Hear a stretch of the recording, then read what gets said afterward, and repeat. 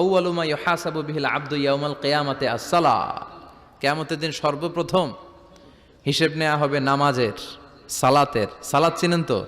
কুরবানির গোশত খাওয়ার মাঝখানে যেটা খায় ওইটা, হ্যাঁ,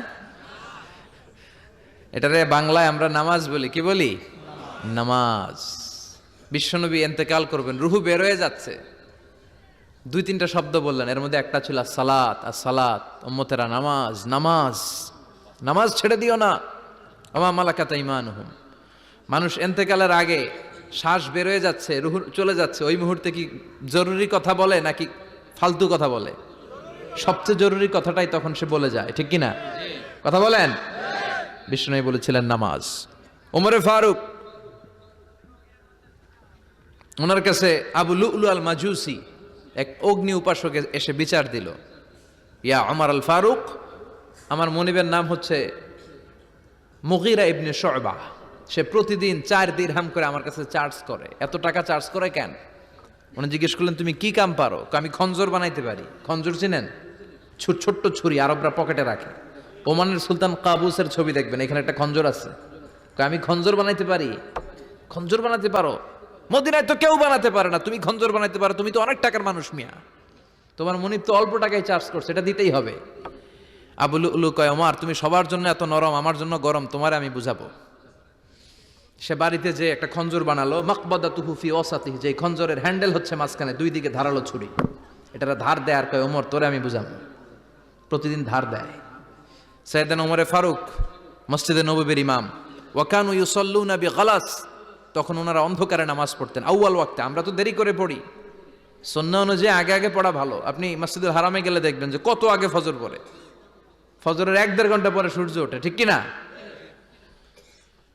তো সে একবার ছদ্মবেশে ফজরের সময় প্রথম কাতারে যে হাজির, আসলে কিন্তু মাজুসি, সূর্যের পূজা করে।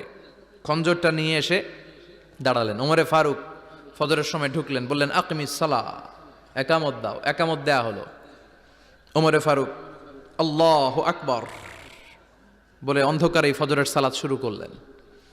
প্রথম রাকাত যখন পড়ে ফেললেন, রুকুতে যাবে, ইন দ্য মিন টাইম সে খঞ্জর বের করে ওমরে ফারুককে 3টা স্টেবিং করেছে। একটা নাভিতে, নাভিতে মারার সাথে সাথে নাভিটা কেটে গেল। আর একটা এই পাশে পাজরে, আর একটা পেটের মাঝখানে, পেটও কেটে গেল। ওমরে ফারুক বললেন, কাতালানি আল কালব, এক কুকুর আমারে মেরে ফেলেছে। ওমরে ফারুককে পিছনে নিয়ে যাওয়া হলো। আব্দুর রহমান ইবনে আউফকে টেনে ইমামতির জায়গায় নেওয়া হলো। আর সে কাতারের মাঝখান দিয়ে খঞ্জর ঘুরাতে ঘুরাতে আগাতে লাগলো। ওর খঞ্জরের আঘাতে 7 থেকে 8 জন সাহাবী স্পট ডেথ, জায়গায় শেষ। ওমরে ফারুক বেহুশ, বেহুশ ওমরে ফারুক। ওনার মুখে দুধ দেয়, দুধ ওই নাভি দিয়ে বের হয়ে যায়। নাভিজ দেয়, নাভিজ পেট দিয়ে বের হয়ে যায়। রাষ্ট্রীয় চিকিৎসকরা বুঝতে পারলো উনি আর বাঁচবে না, বেহুশ। সবাই দাঁড়িয়ে আছে। কি হয় আমাদের আমিরুল মুমিনিনের? 10টি বছর তিনি অর্ধ পৃথিবীর শাসন করেছেন। উনার ভয়ে বাঘে মহিষে এক ঘাটে পানি খেত। হুশ ফেরার পরে ওমরে ফারুক বলেন, আমারে মারছে কে? আমার কি অবস্থা, বাঁচবো কিনা?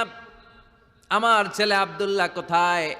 আব্দুর রহমান কোথায়? আমার বিবিরা কোথায়? কত সম্পদ আমার আছে, কোথায় গেলে ভালো চিকিৎসা পাওয়া যাবে? কিচ্ছু সে বলে না। হুশ ফিরার পরে ওমরে ফারুকের প্রথম প্রশ্নটা ছিল, আসল্লান্নাস, আসল্লান্নাস, আমার দায়িত্বে, আমার নেতৃত্বে যে ফজরের একটা নামাজ শুরু হয়েছিল, এটা কি ঠিক মতো শেষ হয়েছিল? আসল্লান্নাস, মানুষের নামাজটা পড়ছিল, 1 রাকাতের দায়িত্ব পালন করতে পেরেছে, এরপর হুশ নাই। বাকি 1 রাকাতের কি হয়েছে? মুসল্লিদের কি হয়েছে? সালাতটা ওয়াক্ত মতো হয়েছে কিনা? আসল্লান্নাস, এটা ছিল ওমরে ফারুকের প্রশ্ন। সুবহানাল্লাহ কইবেন না? তাহলে এই সালাতের গুরুত্ব আছে না নাই? সর্বপ্রথম এই সালাতের ব্যাপারে in the day of judgement আমাদেরকে প্রশ্ন করবে কে? সালাত কায়েম করো, সালাত কায়েম করো, হবে সম্মানী তুমি, হবে জান্নাতি তুমি, হবে সম্মানী তুমি, হবে জান্নাতি তুমি, দিবে কাল হাসরে শীতল ছায়া আরশে আজিম, রব্বিয়াল আলা, রব্বিয়াল আযীম, রব্বিয়াল আলা, রব্বিয়াল আযীম। সুবহানাল্লাহ পড়েন। এজন্য নামাজ নামাজ, এই নামাজ যাতে মিস হয়ে না যায়। সব মিস হতে পারে, নামাজ মিস হতে পারে না। আল্লাহ তুমি বুঝার তৌফিক দান করো। পাপ নাই, গুনাহ করি নাই, এরকম কেউ আছি? কথা বলেন। কত পাপ করছি কোনো হিসাব আছে? পৃথিবীর কেউ না জানলেও জানে কে? পৃথিবী না জানুক আমি তো জানি, আমি কি পাপ করেছি হায়।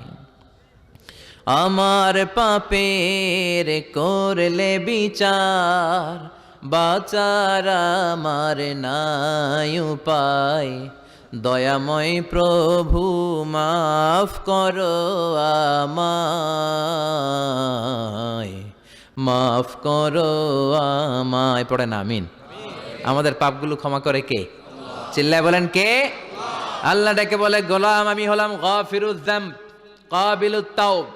আমার কাজ হলো ক্ষমা করা, আমার কাজ হলো তওবা কবুল করা। শয়তানের কাজ হলো ওয়াসওয়াসা দেওয়া, আমাদেরকে ভুল পথে নিয়ে যাওয়া।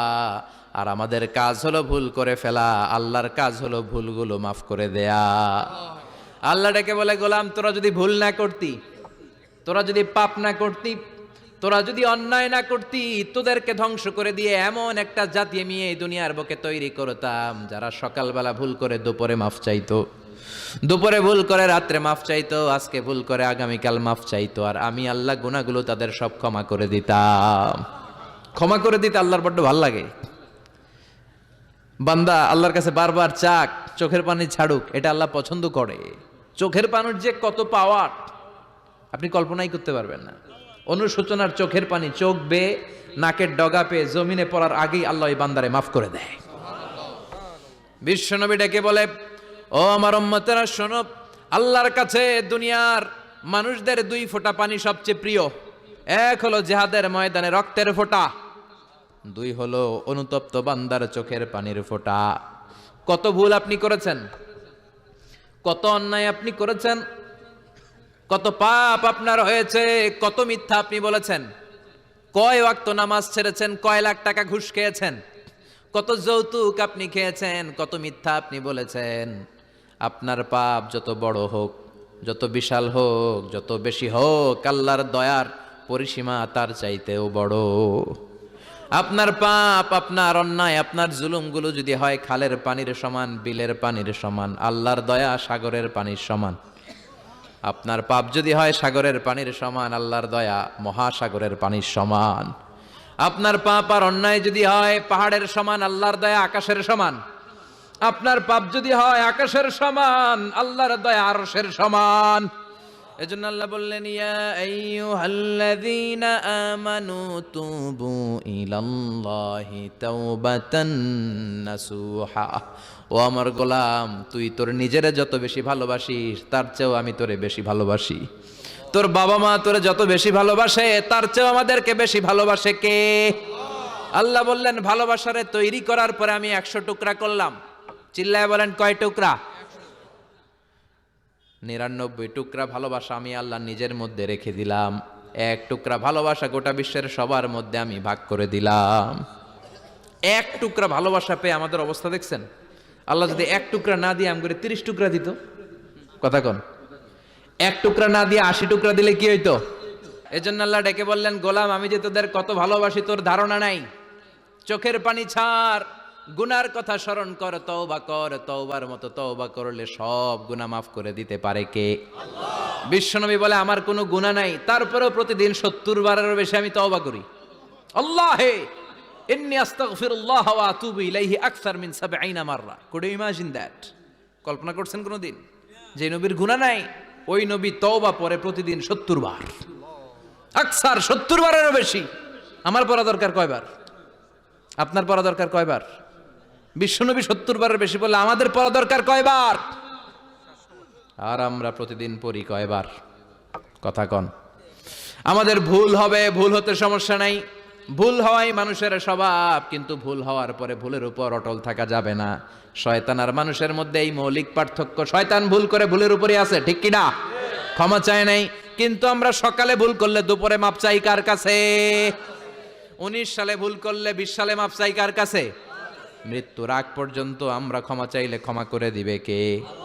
সব সময় 24/7 তওবার দরজা খোলা, দুইটা সময় ছাড়া। ভালো করে মনে রাখবেন, মুখস্থ ঠোঁটস্থ যেন থাকে। দুইটার সময় তওবা কবুল হয় না, চিৎকার করে বলেন কয় সময়? এক হলো বাদাল গারগারা, গরগরানি যখন আসে, মালাকুল মাউত যখন চলে আসে, মালাকুল মাউতরে যখন দেখে ফেলবেন তখন তওবা কবুল হবে নাকি? কথা কন। ফেরাউনের নাম শুনছেন?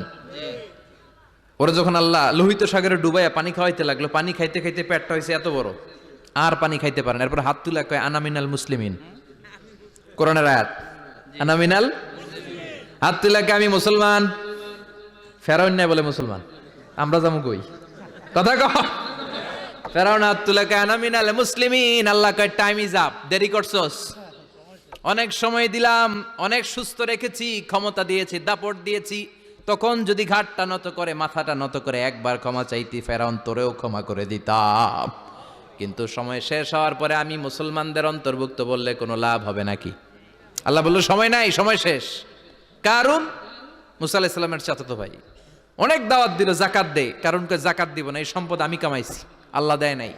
মুসা আলাইহিস সালাম বললেন তাহলে আযাবের অপেক্ষা কর, আযাব চলে আসলো। আল্লাহ বলেন মুসা সেফ জোনে যাও, সরো, এখনই আযাব। ফাখাসাফনা বিহি ওয়া বিদারিহিল আরদ, পুরো ফাইয়ুমের জমিনটার আল্লাহ কাঁপিয়ে দিলেন, আর কারুনকে সহ পুরো সম্পত্তি তার জামিনের ভিতরে দাবিয়ে দিলেন।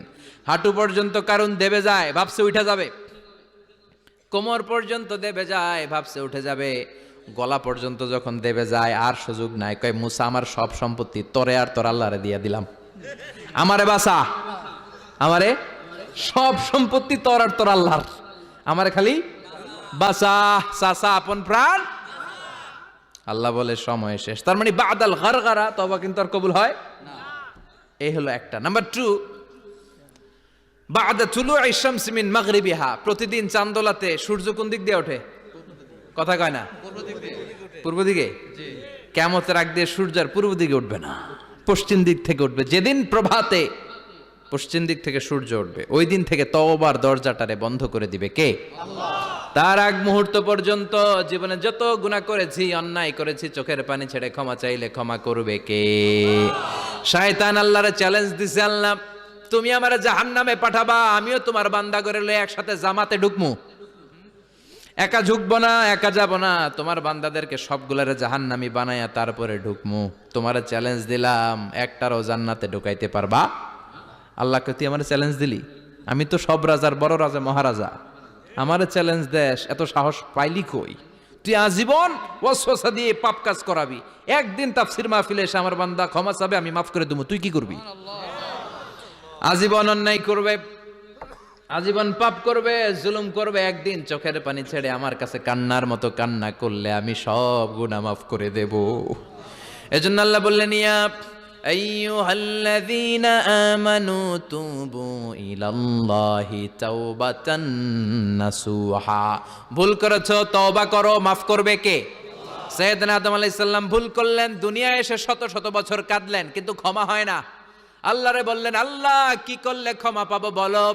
ফাতালাক্কা আদামু মির রাব্বিহি কালিমাতিন ফাতাবা আলাই, আল্লাহ বললেন ও আদম তোমারে কিছু কালেমা শিখাইয়া দেই, এই কালেমাগুলো দিয়ে আমার কাছে দোয়া করো, ক্ষমা করে দেব। আল্লাহ শিখাইয়া দিলেন ও আদম দুই হাত তুলে চোখের পানি ছেড়ে আমার কাছে পড়ো, রব্বানা, পড়েন, রব্বানা যালামনা আনফুসানা ওয়া ইল্লাম তাগফির লানা ওয়া তারহামনা লানাকুনান্না মিনাল খাসিরিন। এটা শিখাইতেছিল আল্লাহ। আল্লাহ আমি জুলুম করেছি, অন্যায় করেছি, ভুল করেছি, পাপ করেছি, তুমি যদি ক্ষমা না করো ক্ষমা করার কেউ নাই, ঠিক কি না? আমরাও পাপ করলে এই দোয়াটা পড়ার দরকার আছে না নাই?